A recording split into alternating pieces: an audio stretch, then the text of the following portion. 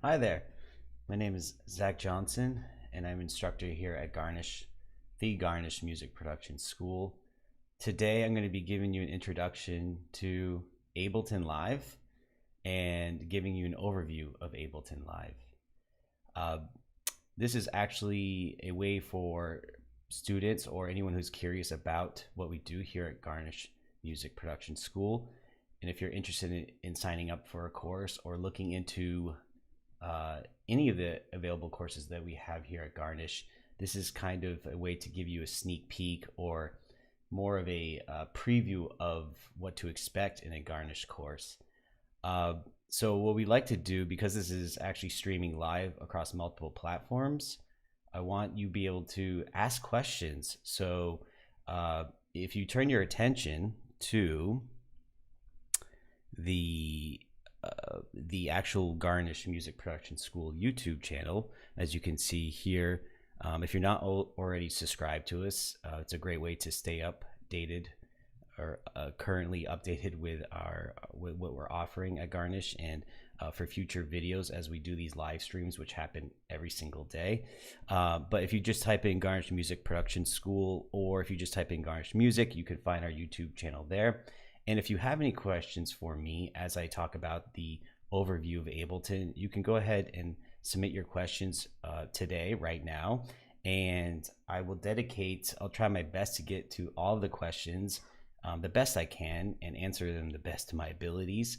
And you can find, towards the end of this course, towards the end of this segment of this class, I will be definitely taking your questions and answering them best I can, and then also giving you a little bit more information about what we offer here at Garnish. So stick around, at least if you can, to the end. And for those of you who are brand new to Ableton, this is going to be great for you. For those of you who might have been using Ableton for a little while, or maybe for a long time, this also might be just a good chance to review some of the basic principles behind Ableton Live. So without further ado, let's go ahead and dive right into this. So if you turn your attention here, what you're looking at right now currently is Ableton Live. So if you haven't downloaded Ableton Live yet, please definitely do that if you can. You can always go to ableton.com to learn more about the different options or different packages that come with the actual live software. So what I like to do, how I like to start this course, primarily I like to go over what's happening here under the hood, things that are important to know about Ableton Live, some basic things here, like for example, about Live. This will actually tell you the current version that you are working on, and this will tell me the version that I'm using, and it'll give a list of the authors as well. So under this area here, let me go ahead and click out of this. I go back to preferences, and this is actually a really important area for you to understand. Just some things I would like to point out here that are good to know when you're first starting out in Ableton. And the first tab in the preferences is look and feel. So in here you'll find the language. Here you'll find zoom display. So if you want to change the actual display of your zooming in and out, this is a great this is where you would turn your attention to on that. Assigning track colors, clip colors, you can actually have it automatically or randomly select colors for you. This is where you can find the theme. So if you actually wanted to change the actual colorway of the template in Ableton, you can do that here. Brightness, color intensity, and color hue as well. Under here, this is a very important tab. This is the audio tab. This is where you're going to find your driver type, regardless if you're on a PC or Macintosh computer. This is where you're going to find your core audio, your audio input devices, and audio output devices. So if any of you are working with a sound interface, this is where you'd want to turn your attention to if you plan on using, say, a microphone, or if you're going to record or track instruments. This drop down menu here, if you actually have an interface connected, this is where you would find that information. You can see here I have multiple choices. This is referring to the built-in output of my Macintosh computer. Down here I have my Universal Audio Thunderbolt interface. Depending on the make and model of your unit, this is where you would find that information. Okay. Sample rate, this is where you can find that information. Buffer size for if you are working with any sort of latency issues, this is where you can actually adjust your buffer size, and you can actually do a test tone if you want to see how your CPU audio engine is performing, or with your interface. Under here, the link and MIDI tab, this is where you would find your control surfaces. So if you're going to use a external MIDI device, hardware device, this is where you would find that information. And as you can see here under the control surface, there's a list of all these different makes and models of different MIDI controllers to hardware, hardware 16 pads, like something maybe like Native Instruments Machine, the Akai series, and in this case you can see mine says complete control because I'm using Native Instruments complete control A series keyboard. Okay, moving on here, file folder, this is an important area. So if you wanted to save a template, custom template, over time you might want to start building up your own templates, depending on if you're tracking vocals or if you're just making drum beats. You can actually save multiple different types of templates, and right here is where you do that. Okay. You can also find your cache area here, and information about the Max application itself. Under here in the library, this is an important area for any of you who own the Ableton Suite package or even the standard package. When you download all the packs, this is actually going to tell you exactly where the installation folder packs is located. And if you'd like to customize this, meaning if you want your third-party sample packs stored on an external hard drive, in this case that's what I did, you could simply click where it says installation folder for packs, browse, and you can relocate your packs that you've downloaded from Ableton's website, or when you purchase the full suite, you can have these organized in a separate custom folder. Okay. Moving on from the library tab, plugins. Okay, this is an important area. So if you plan on using any sort of third-party VST or plugin, third-party meaning that's not native to Ableton Live, this is an important area. If you want those plugins to show up in your browser tab, for those of you who are on Macintosh, you might want to check out selecting audio units if you want them to show up. VST2 plugin system folder for both Windows and Macintosh, and then VST3 plugin system folder, you would want these on. If for some reason you've downloaded a new third-party instrument and it's not showing up in your plugins browser section, which I'm going to be demonstrating here in a moment, you could also set to rescan plugins. So Ableton will then read through all of your available plugins, and sometimes this is a way to make sure that they will show up and display properly in the category section under plugins. Okay, moving on, record, warp, launch. This area, this is where you can find the recording type if you want to select either a WAV or an AIFF, uncompressed lossless file type. Your bit depth settings are here. Count in settings, this is for if you plan on recording and you want a count of say 1 bar before the recording actually starts. This is where you would find these settings, and actually there's another place you could do this that I'll show you a little bit later, but personally I like to set it to 1 bar, especially if I'm working with vocalists. Get a nice count of 1, 2, 3, 4 and begin. It's actually a really nice feature. Okay. Down here, loop, warp, short samples. This is where if you plan on having Ableton assist you in warping and quantizing and actually detecting the BPM value of your samples, you would probably want to take advantage of this technology that Ableton's implemented. And then down here where it says auto warp long samples, I'm going to go ahead and turn that on. Below that, default warp mode. Now by default it's set to beats mode. You can leave it in beats mode, that's completely fine, but I recommend putting it in complex mode. Complex is a different type of algorithm that can Ableton will essentially, the live software will, it's a little bit more not to use the term complex, but the algorithm is actually a little bit more high quality when it comes to detecting more complex audio waveforms. By complex audio waveforms, what do I mean?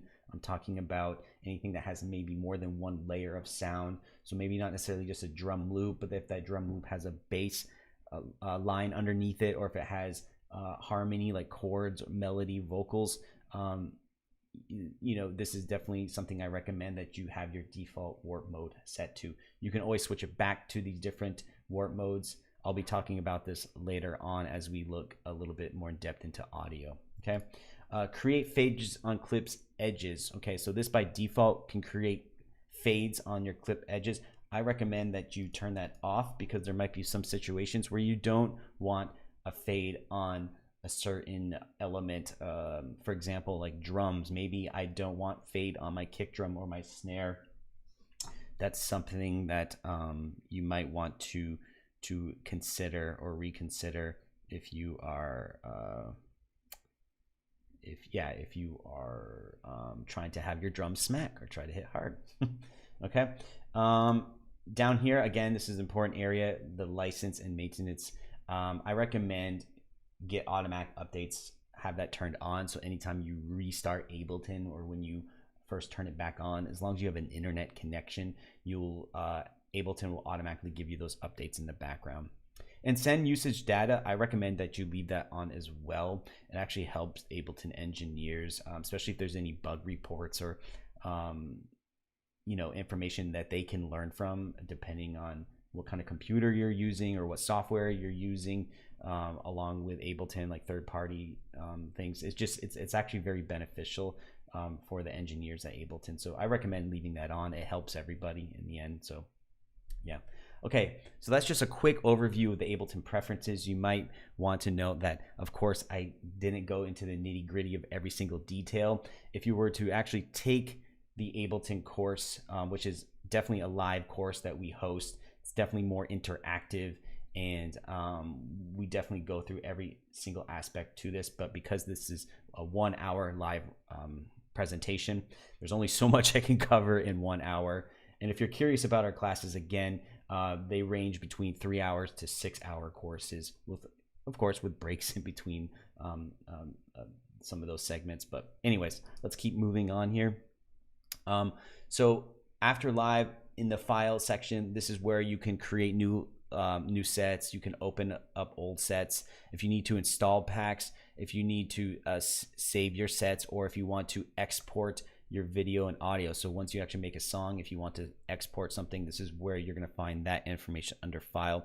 And then this is an important area, manage files. Okay, if you look over here, managing the current set or managing the project, sometimes you actually need to get inside the user library, especially if files come up missing in your project, which I'll tell you that's something you definitely want to avoid, and I'll give you examples of that a little bit later. But yeah, the managing files section is a good place to see exactly where your current files are stored and where your temp files might be stored as well.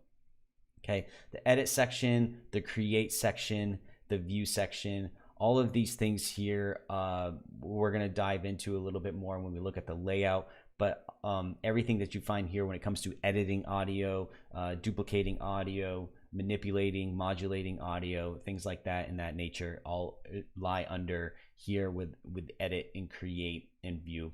Under options, again, there's some good things in here when it comes to if you want to edit your MIDI mapping, or edit your key mapping, or edit your MIDI keyboard, if you want to actually use your keyboard as a MIDI device. Under here, delay compensation, reduce latency when monitoring. These are good tools if you run into any sort of latency issues. And then finally, the help section. Yes, you can actually read the live manual. So once you actually download the full suite, you could click right on read the live manual, and the live manual will pop up on your screen. So what's better than fielding your questions to the live manual? So if you ever have issues or if you have questions about something, you could always refer to that. And then right here, you can visit the Ableton website. You can look at your user account and licenses, and you can also check for updates just in case maybe you forgot to check off the check updates. You can always refer to it here as well. Okay. All right. So moving on here. Now let's take a look at Ableton Live itself. Okay. So up here, right up here, this is a very important area. Okay. In these global settings up here, this is where you're going to find important information like link. Okay. Link is an actual really recent technology with Ableton where you can actually sync up an external device. You can host two Ableton sessions together. It's actually a really cool, neat feature, especially if you plan on collaborating and you want to maybe do a performance live on stage. You can actually sync each other's tempos, which I think is a really, really cool feature. Moving on, this tap function here, I can actually tap out my tempo. So let's say a friend of mine is playing guitar in the background and he's not sure what tempo he's playing to or she's playing to. I can go ahead and just tap out the tempo. So let me just give you a demonstration.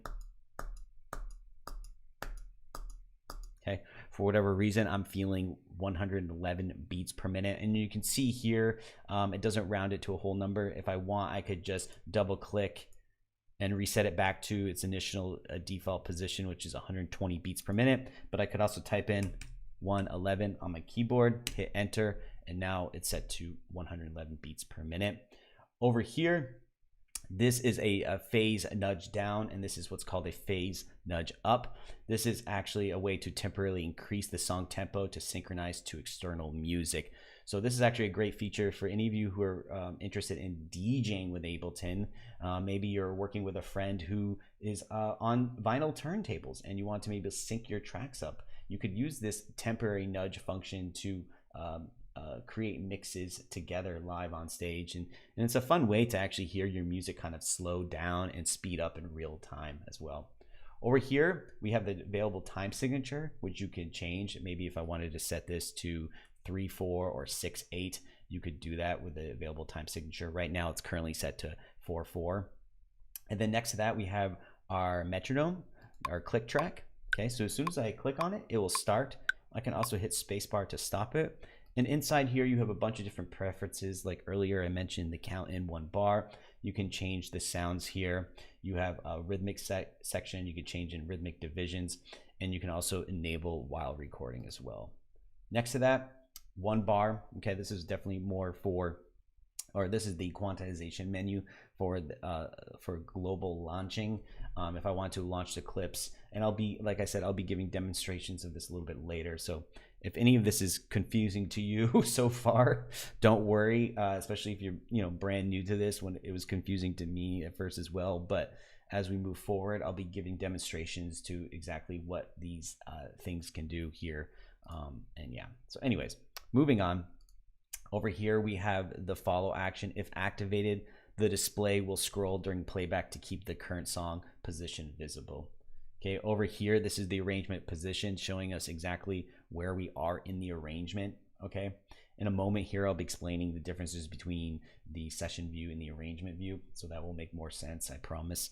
Over here, this is our play head, this is our play button. So if you want to actually play something, this is where you would play it. And then right here, this is the stop button, click stop to play back. And then right next to that is the arrangement record button. Right here next to this is the MIDI arrangement overdub. Okay, so if you wanted to record one segment and then you want to record again, but you want to record something on top of it, this is where that happens, and this is the MIDI arrangement overdub. Next to that, this is the automation arm. When enabled, manual parameter changes can be recorded to session clips and the arrangement. Okay, so this is something that in class we definitely spend a lot of time practicing and doing, because the automation is definitely a very important subject, and it's actually super fun to do as well.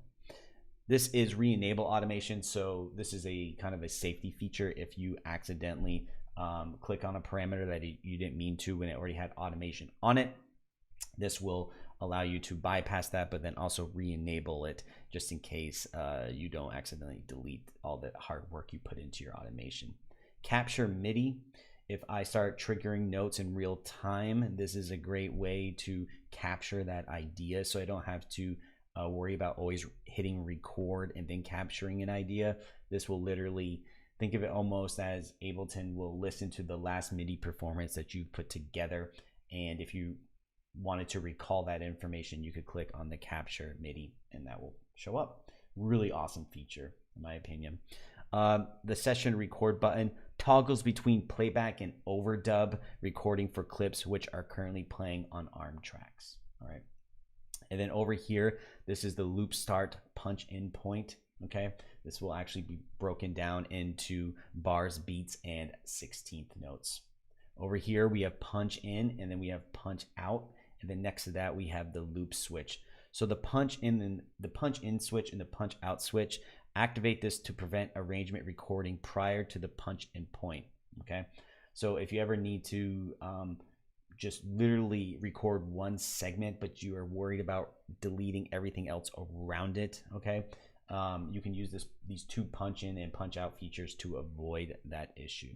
Okay, and this will also display the loop punch in region length.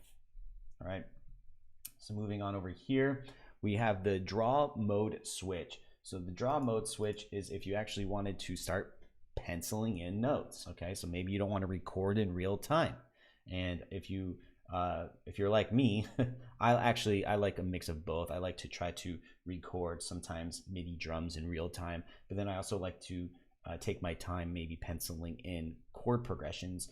This is where you would find this handy tool for you. And by the way, the key command for that is B, if any of you were wondering. And then next to that is computer MIDI keyboard. So if I actually wanted to turn my laptop or my desktop computer keyboard into a performance piano keyboard, you can do that with this switch right here. It's really fun, really cool. And if you're curious about that key command, it is M for MIDI. All right, next to that, we have key. Okay, if you turn this on, you'll notice that my screen will, or a lot of aspects to it will turn a different color here. They're highlighted in a yellowish type color. Basically, if I wanted to customize my laptop keyboard or desktop keyboard, I wanted to set up some features here, some quick key commands myself, some customization. This is where that lives. All right. Next to that is the MIDI toggle switch. Now, if I have any external third-party hardware units, this is where that would live. So if I wanted to hook up my complete control keyboard and I wanted to do some further customization, maybe some of you might have the Ableton Push 2. By default, that's already custom mapped to Ableton or exclusively mapped to Ableton, but let's say you wanted to dive a little bit deeper and make your own customizations, that's where that lives. Okay, over here is the CPU load meter, something you should definitely be paying attention to. The more plugins you add in, the more audio tracks you add in, depending on your CPU performance. If you have 8 gigs or 16 gigs, which is recommended by Ableton for RAM on your computer, at the very least, you'll see your CPU spike here.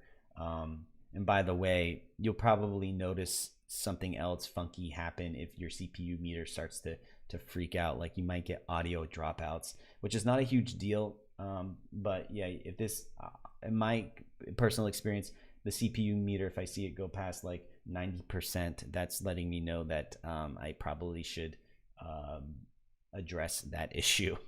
And then over here, this is the hard disk overload indicator. The indicator lights up if Live was not able to load audio from the disk in time.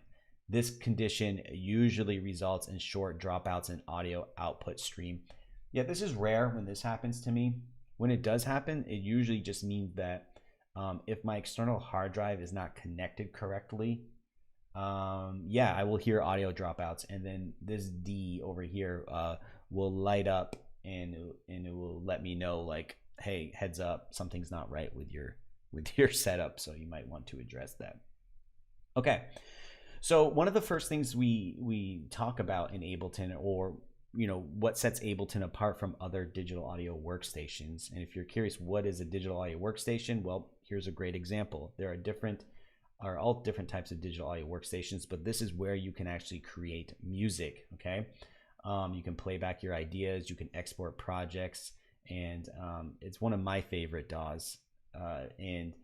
And basically what separates Ableton from a lot of other DAWs is its unique properties between what's called the session view and the arrangement view. All right, so right now, currently, what you're looking at in this area here is called the session view. All right, and between the session view, there's one other view, and that's called the arrangement view. So in the session view, this is a great place to lay out some audio loop ideas or some MIDI ideas, and almost think of it as like as a sketch pad. It is a place to monitor your levels, but then also a place to sketch out ideas and maybe launch some clips or launch some audio ideas, and before you decide to record it and move it into what's called the arrangement view. So how I get to that arrangement view, okay, there's two ways. The manual way is to come up here, and then if you look right here in the upper right hand side, you'll see this switch where I can toggle between these vertical 3 lines here and these horizontal lines here. Okay, so when I click on these horizontal lines, you're going to see that you can see these tracks up here, right? Audio 1, audio 2, MIDI 3, MIDI 4. But then when I click right here, you'll also see those tracks, but you're looking at it in a little bit of a different view. This is your arrangement view. So when you start to formulate or come up with ideas, if you plan on arranging something, hence why they call arrangement, and then you want to export those ideas, whether you plan on releasing your music commercially or maybe sending it to a friend, you're going to do it from here. Okay, and here's the cool thing is that I have some producer friends that love exclusively working in the session view. And then I have some fellow producer friends that exclusively love just working in the arrangement view, arrangement versus session view. And is one better than the other? That's up for debate. I think they're both great, and I find myself personally using both for different reasons. And I think over time, if you are not sure which one you're going to gravitate more towards, over time, I think you will discover which view you like working in mostly. So this is the manual way to toggle between the arrangement view and the session view. But the first main key command that we go over and discuss in class, and I homework assignment for you to memorize, is the tab key. Okay, you'll be using the tab key a lot. The tab key is literally just toggling between the session view and the arrangement view. All right. By the way, I was joking about the homework assignment, but it's definitely a good key command to get comfortable with, to get used to, because you'll be using it a lot, regardless of which view you like more. But something, if you pay close attention to this, as I toggle between the session view and the arrangement view, a couple of things do not change. Okay, up here, the global control bar does not change, right? Over here, the browser area does not change, okay? And then down here, the info tab view, and where you can actually drop an instrument or sample, or you could drop an audio effect, okay? Or you could drop a clip in. This view does not change as well, okay? So it's important to note that, because there are going to be times where you're going to want to just be focusing in this area, and there's going to be times where you're going to be wanting to focus in this area, and there's going to be times where you're just going to exclusively be wanting to focus in this area. But these areas do not change. They are static, except that we can actually manually adjust these parameters over here. And in this area over here, this is what we call the browser area. And this is an important area where if I wanted to search a sound, okay, and there's another great key command that we like to teach in class, and that is Command F, because when you hit Command F, okay, on your keyboard, it allows you to search all results. So let's say I want to find a kick drum. Okay, this will not only scan what's inside Ableton, what comes with Ableton, but it also will scan my entire hard drive. So if I click and type in kick, here's all these different available kicks that I have. Okay, yes, and there are a lot because I definitely hoard way too many sounds. And it's probably not the most practical way to search for something, but it is helpful if maybe you're trying to search for something a little bit more unique. Like maybe I'll search for maybe some field recordings, like I don't know, water sounds or something like that. Maybe it's a way to see like what I actually have for those types of sounds. Or if you want to do a test for yourself and see if you have certain sounds, it's a great way to do that. So yeah, that's the first thing, is that this is the actual field search bar. Okay, now let's keep moving on. And by the way, just because I'm already in a half-hour segment of this course, please do not forget that you can go over to the Garnish YouTube channel, Garnish Music Production YouTube channel, and you can ask me questions as I'm going through this overview in Ableton Live. All right. So right here, this is a great area. This is called the collections area, and the collections area is designed to allow you to tag certain things that you might want to use later on in your productions. And the cool thing is it's very customizable. As you can see here, if you're brand new to Ableton, you just downloaded Ableton, it might not quite look like mine. Okay, so if I click on this edit section here is where I can actually design what I want my collections folders to be called. Now the main reason why mine look this way is because, like I said, I have way too many sounds, and I think over time it's a blessing and a curse, really. But basically, if you look at my plugins folder, I have way too many plugins. Okay, way too many. And over time, I might find certain plugins that I really love, that I find myself using a lot. They would end up in this exclusive VSTs collection folder. Okay, and if you're wondering, well, how did I rename these? How did I, colorize them? Like, how did I come up with these names? So if you just right click on your mouse, okay, or control click, you can actually rename these collections panels whatever you like them to be. So personally, I have one called my later folder. My later folder is for when I'm working on a song and maybe I'm looking for a certain kick drum or a certain snare hit, and I'm scrolling through some other sounds that aren't snare hits and I think they're really cool, that might not be appropriate for the current project I'm working on. I will end up putting them into my later folder. So I'm like, oh, these are cool sounds, but I don't need these right now. They're going in my later folder. So this is like my temp folder. Maybe I discovered a new VST, but I don't have time to look at it right now, but I don't want to forget about it. I put it in my later folder. All right. And my VSTs, this is currently my favorite third-party VSTs that I find myself using a lot. My favorite effects, okay, third-party effects that I find myself using a lot. UAD, these are just plugins that I use with my Apollo Twin X that came stock with the interface that I use. And then mixing tools, again, these are exclusively for when I'm actually mixing and mastering a song. These are the mixing tools that I turn to and I find myself using the most.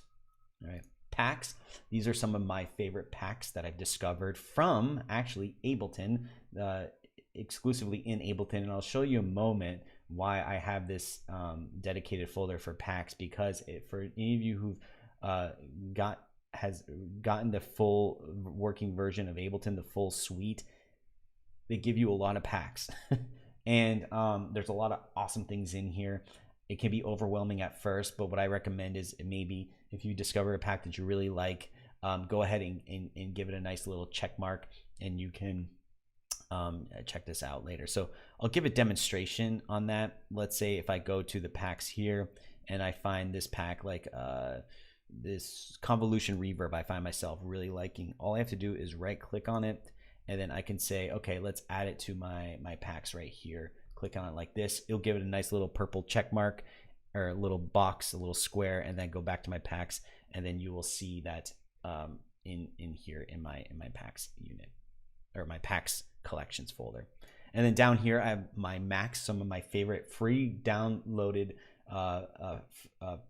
Macs for live audio effects or instruments or MIDI effects that I found over time that I like, and also from the Macs third-party software company run by Cycling 74. And I'll explain what Max is in a moment. Okay, so collections area is just a great way to tag some of your favorite drum kits, your favorite sounds, your favorite vocals, you name it. Basically, it's just a great way to narrow down your scope of all the infinite possibilities that you have at your disposal, that you have at your fingertips. Okay. All right. So moving on here, categories. Okay, categories. This now, okay, so now we're moving into like what Ableton actually has to offer. And under the category section under sounds, Ableton tries to group these things together into kind of almost vague-ish terms with when it comes to like, hey, maybe you want to just check out some basses and you want to see what Ableton has to offer for basses. So I can click on this drop-down menu, and the cool thing is that I can preview any one of these bass sounds. Okay.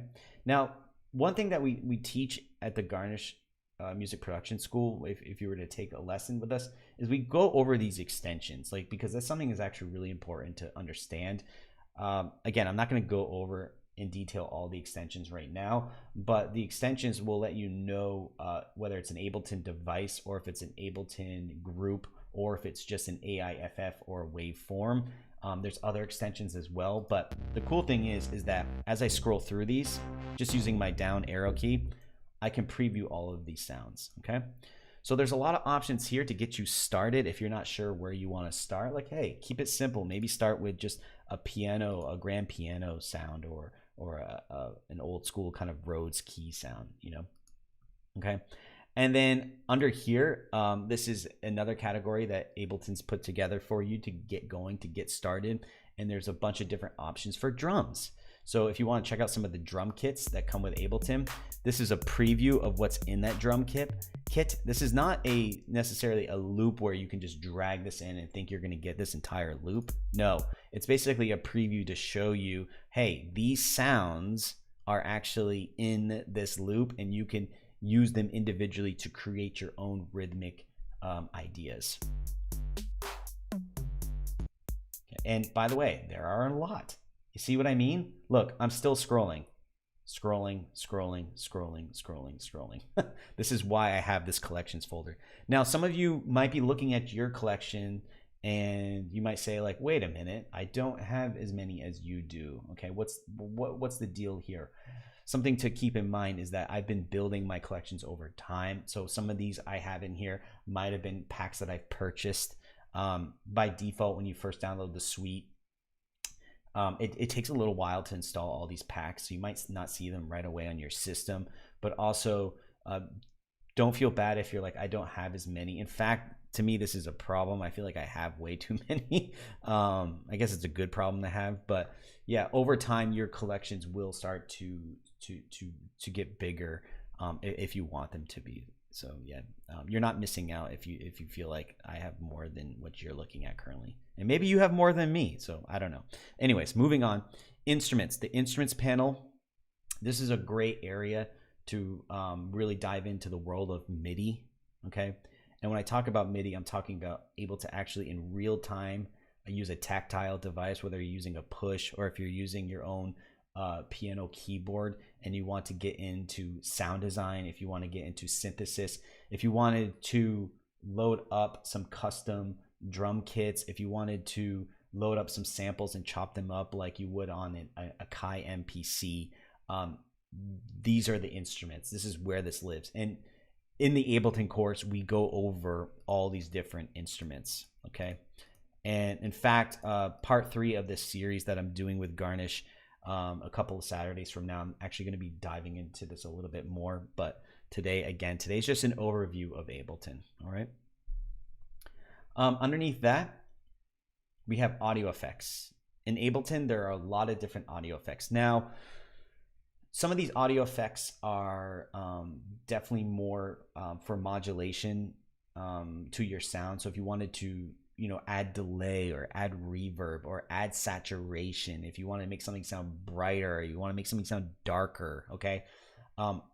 Effects, those types of effects live in here, but there's also different types of effects that don't necessarily affect your sound. And what do I mean by that? For example, there's one called Ableton Tuner, and the tuner is not an effect where it's, again, going to modulate or change your audio loop or your vocal, but it's a way to maybe tune your guitar. So if you wanted to make sure your guitar is tuned, or your ukulele, whatever the case may be, you would turn your attention to the audio effects and grab something like the tuner. So there's different types of effects when it comes to mixing and mastering. There's effects for adding dynamics to your tracks, like adding compressors and things like that. And then there's effects to make things sound different, to give a different result. Those are like the reverbs and delays and saturations and overdrives and things like that. And then there's the utility effects, where you might have something called a spectrum analyzer. So you can actually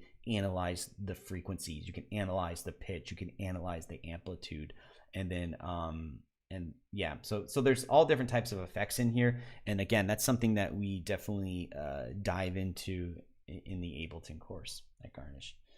Okay, and then next we have MIDI effects. MIDI effects in here, again, these are exclusively, well, these are effects, but they're exclusively for MIDI. So if you're working with MIDI tracks, this is where those would live. Max for Live, this company, this partnership that Ableton has put together with Cycling 74, Max for Live, another great way to explore different types of audio effects, different types of instruments, and different types of MIDI effects. So there's a lot to work with. Down here, this is the plugins folder. This is where you would find your audio units. Okay, this is where you would find your VSTs. If you recall earlier when we were looking in the preferences, I mentioned that if you wanted to scan, or if you want to see your third-party VSTs, whether, let's say, you're downloading something from Soundtoys or Native Instruments or Serum, you know, something like that, Vital, all those things, they all live in here. Okay, clips, this is another form of Ableton to allow you to preview maybe some clips or some loops that you might want to use. The extension ALC, Ableton Live Clips. So some of these might be actual audio loops, some of these might actually be MIDI loops, and some of these could even be potentially MIDI instruments. All right. And then samples, this would actually be all of my samples, whether I downloaded some samples from third-party sources to sample packs my friend might have gave me, or I downloaded from the internet, to what's available in Ableton's full suite, all live right here. Okay. Now the next category, packs. Again, these are the packs that you would download from Ableton. What's really cool is right here it says one available update. This lets me know that I have an available update that I could download right now, and then it will automatically install in Ableton while I'm working on Ableton. So if you're looking at your packs and you guys have downloaded the full suite and you're not seeing all these available packs, you might want to scroll down here, and if it says 0 available packs, then you've probably downloaded all of the available ones that come with the suite. If it says you have 74 available packs, then you can always go to the Ableton website right here where it says get more packs and preview the packs before you decide to download them. Personally, I went ahead because this is what you're paying for. If you buy the full suite, this is a great way to get a bunch of sounds. If you don't have sounds yet, take advantage of that, right? So you could download all of these and you could always delete them later. Earlier I mentioned, something you might want to consider is installing these on a external hard drive. That's what I recommend. That's what Ableton actually recommends. You don't have to do that, but it can save CPU, storage usage, and memory as well. Anyways, so that's where these live. User library. Okay, so if I build any presets, if I build any clips or templates, if I build anything like that, that's where those things will live right here. And the current project, this is where you're going to find, if I actually had a current project going, like if I actually saved this project, that's where this would live. And basically, if you start saving your project, you'll see your backups here, and Ableton allows up to 10 backups before leaves off on the last current one. But yeah, backups here just in case, knock on wood, your session crashes. You can find your backups here. Okay.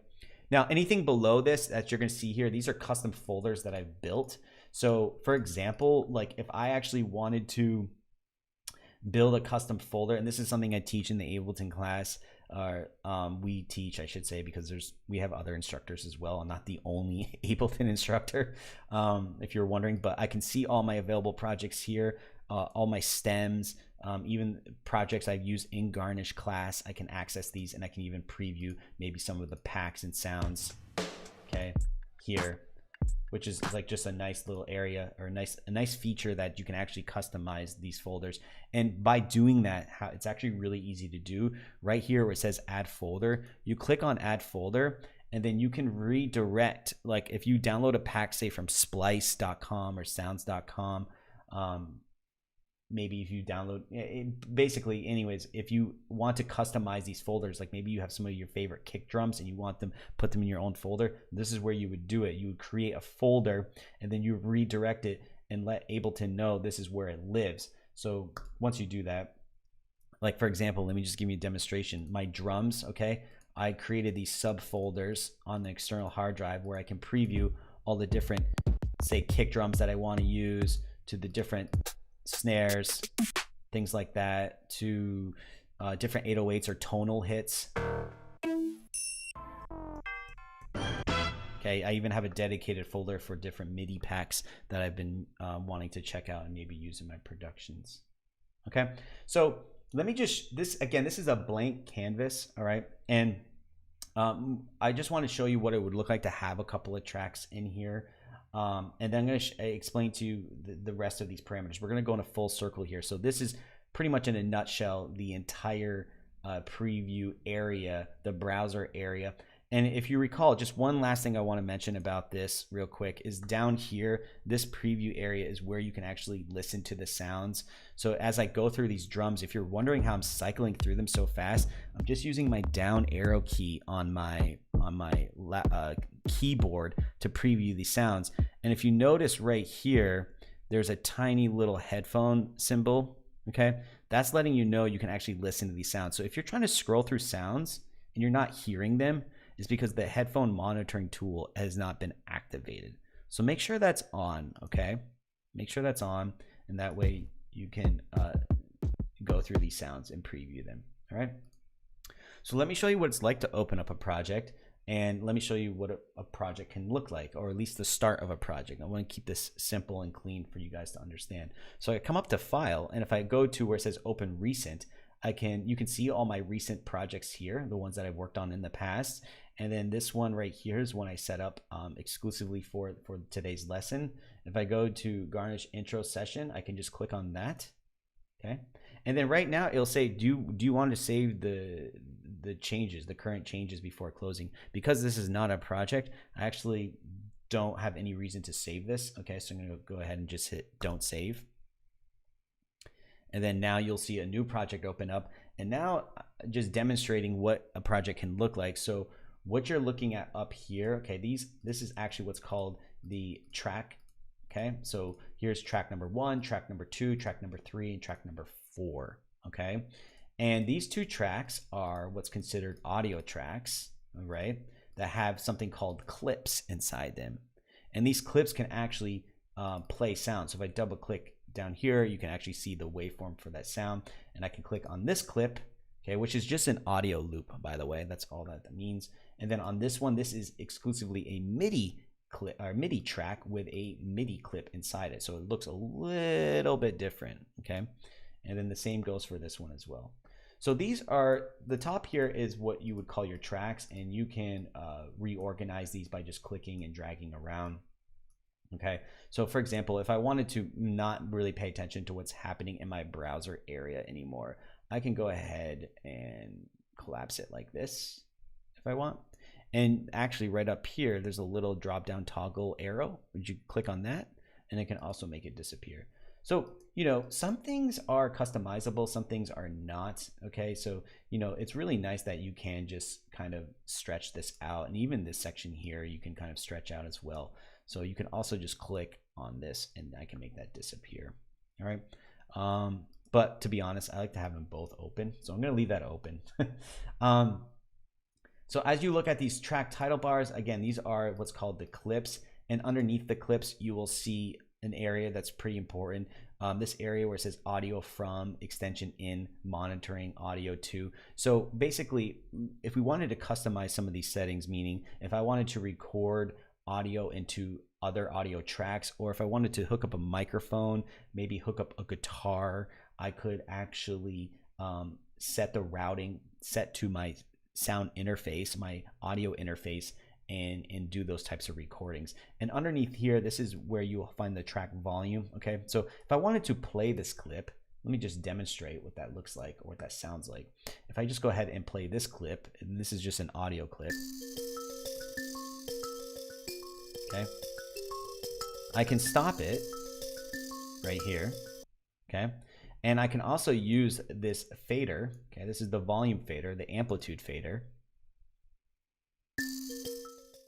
Fade it in and out. If I wanted to deactivate it, okay, this is what's called the track activator. And I can also solo it. Okay. So let's say I wanted to play this with this this hi-hat loop. I could activate it and then activate this loop. Okay. And so let's say I want to solo this hi-hat. Okay. And then maybe solo this one. Okay. So you can see here that with each track and each clip, I can turn them off individually. And this area here, you can actually add as many clips as your computer can handle. Actually, technically, well, it depends on what version of Ableton you're using, but I can have a lot of audio clips, and I can have a lot. I've never run out of audio clips, and I've never run out of MIDI clips. The limitations, there is a limitation, but you'll be surprised. There's a lot that you can add. And over here, okay, so looking at these tracks in this area, this is what we call these two areas. We have what's called the sends, and then we have what's called the return. So I have a return reverb and a return delay. Next to that is the master, and underneath that we have what's called the scene. Okay, so let's say hypothetically, and again, by the way, if you're wondering, how did I even get these tracks loaded in here? I'm going to be demonstrating this for next Saturday's class, where we look a little bit more exclusively at audio clips. But for now, just understanding the overview here, what the scene is about. If I wanted to launch multiple clips at once, I could do that by launching this thing called the scene, and that's what these numbers represent here. Currently, I have 8 scenes, and you could add more scenes as you keep progressing and adding more clips. So to demonstrate that, if I go ahead and just hit play here, all of these clips will play at once.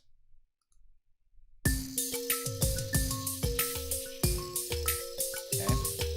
So what you're looking at is all of these clips playing at once with their individual track volumes, and then over here is the master volume.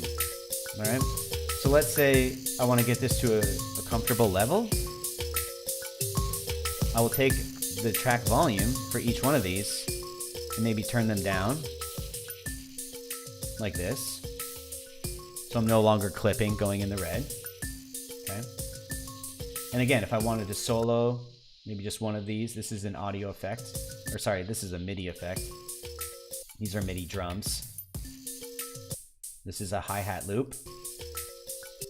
This is a karimba loop. Okay. And the cool thing is, if I wanted to maybe change the tempo up here in the master, where it says 93 beats per minute, I can click and drag it up, and click and drag it down. And if I want to stop all these clips at once, I come down to the session view, or sorry, the scene view over here in the session view in the right hand side, and hit stop. Okay. So other things I want to point out to you is in this area here, what we have is called the info tab. I recommend that you have the info tab on, especially if you're just learning about Ableton, or maybe you've been using Ableton for a while and you want the actual definitions to these things. Almost think of it as like a kind of a hybrid version of the Ableton manual that will allow you to quickly understand what something is something called, what does it mean. And right here, for example, this says send. So if I wanted to click and drag up and down to adjust the track's contribution to the corresponding return track's input, I can do that. So if I hit play on this, I can add maybe a little bit of reverb, which is currently going to the A send, or sorry, the A return track. You can also think of this as a bus. Some of you who might be familiar with what a bus is, okay, Ableton likes to call these sends and returns. So send the signal into the return track, which has a reverb on it, and that reverb outputting to the master, okay? But something I want to point out is between the track, okay, and the clip, if I double click on the clip, you'll see that this new window pops up. And I can expand this, okay? This is where we can edit the clip, we can expand it, we can look at the actual inside of getting under the hood of the actual clip itself, okay? And this is where we can do things like transpose. So if I wanted to play the track and maybe, okay, do other things like adjust the warping capabilities and things like that. All of that information's here. If I wanted to maybe loop a segment, okay, things like that. And then over here, if I look at this one, it will automatically if I double click on this clip, it will bring me to this next clip. And if I click on this one, it will bring me to the MIDI instrument and the MIDI information. So you can see there's a big difference between what MIDI looks like and what audio looks like. Okay, so MIDI clips, play, as you hear both. All right, and something else I want to point out is that when you're looking at something like, say, this karimba loop, okay, you can also toggle between these two views, and this is what's called the clip waveform. That's what you're looking at here. And then right here, this is where you can actually add a device. So when they say add a device, what does that mean? Well, maybe, just maybe, I want to add a little bit of an effect. Maybe I want to not use a return track. Maybe I want to use something like a low pass filter, okay? I can add a low pass filter to my karimba. Make it a little darker. Okay, and I can toggle back to the waveform. And that goes for both the MIDI instruments. So if I want to actually look at the device, I can click down here and I can see the device. This is the actual instrument itself, the drum rack instrument itself. And, or sorry, technically this is an instrument rack, but yeah, there's a drum rack inside that as well. So that's the basic understandings or the basic principles of this of the layout, the overview of Ableton. Now I know that you're probably wondering, like, wait a minute, I have a ton of questions, or maybe there's some things that I kind of skipped over. And again, that's because I only have an hour to really dive into this and to go over the basics of Ableton. But I hope this is enough to get you understanding the basics. And like I said, I will be back here next week at this time. And if you're wondering what time I'll be back on the air, on the next at least 2 Saturdays I'll be on the air, and we'll be rotating these videos in and out. 11 a.m. that's specific West Coast time here in the United States. Depending on where you are in the world, you want to check your listing times for that. But 11 a.m. to 12 p.m. PT time. And so again, you know, if you have any questions, you can always ask them on our page, on our YouTube page, and we'll answer them the best we can. And the point of this, once again, is just to give you an overview of what it's like to take a class here at Garnish. Now, if this were an actual class, like an actual class that we host on our online channel, it's definitely more interactive. It's not just asking questions. I try to make sure it's as hands-on as possible. Meaning, like, if you need feedback on tracks, I'll give demonstrations, and then even sometimes help out with your projects by taking over your cursor and assisting you in those things. So yeah, I hope you enjoy this. One last thing I just wanted to turn your attention to: if you are interested in signing up or checking out more about Garnish Online and our school, you can head over to our website. Okay, that's not our website. Sorry, that's the YouTube page. Let me click on that. There we go. Here's our website. So it's edu.garnishmusicproduction.com, and you can check out all of our different satellite schools that you can see here. We're all around the world, okay? And then if you click here where it says live online courses, currently, as I'm recording this video, they are currently 33% off, which I think is really cool. A who's who of talent of music producers and songwriters from all around the world, sharing their knowledge, skills, and wisdom and experience with not just Ableton, but all different types of courses, from software, platform, DAWs, building this series called Build Beats Better, writing and recording, synthesis, sound design, techniques, workflow, mixing and mastering, and a whole lot more. So yeah, thanks for tuning in, everyone. I hope you enjoyed this. I hope you learned something. And I'll be back here next week, same time, same place, and we'll be taking a closer look at audio and audio effects. All right, until next time, guys, everybody, take care.